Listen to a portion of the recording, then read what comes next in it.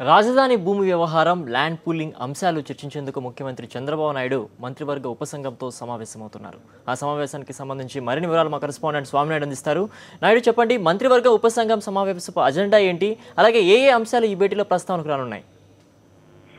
ఇటు రాజధాని ప్రాంతానికి సంబంధించి భూ సేకరణపై ముఖ్యమంత్రి చంద్రబాబు నాయుడు తన నివాసంలో మంత్రివర్గ ఉపసంఘంతో భేటీ అయ్యాడు. ముఖ్యంగా రైతులు మంత్రివర్గ ఉపసంఘానికి కొన్ని డిమాండ్లు పెట్టడం జరిగింది. 2 రోజుల క్రితం రైతులతోనే చర్చించేందుకు వెళ్లిన మంత్రివర్గ ఉపసంఘానికి రైతులు కొన్ని డిమాండ్లు పెట్టారు. తమ డిమాండ్లను పరిష్కరిస్తేనే తాము చంద్రబాబు నాయుడుతోని సమావేశానికి వస్తామని, లేదంటే ఎట్టి పరిస్థితుల్లో చంద్రబాబు నాయుడుతోనే సమావేశం కాపోమని కూడా వారు చెప్పడం జరిగింది. అయితే వారు ముఖ్యంగా పెట్టిన ప్రధానమైన డిమాండ్లు, గవర్నమెంట్ మాత్రం ఎకరాకి 25,000 రూపాయలు ఇస్తామని చెప్పడం జరిగింది. అయితే దాన్ని 60,000 రూపాయలకి పెంచాలని రైతులు డిమాండ్లు చేస్తున్నారు. అలాగే కమర్షియల్ జోన్, హౌసింగ్ జోన్ లో కలిసి 1,200 గజాలు ఇవ్వడానికి ప్రభుత్వం సిద్ధంగా ఉంది.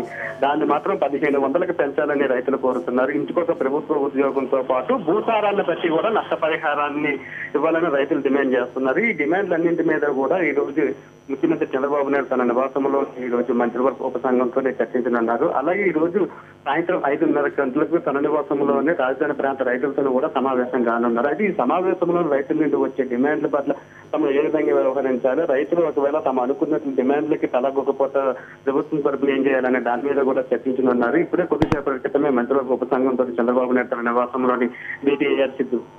Thanks for the update, Swami Naidu.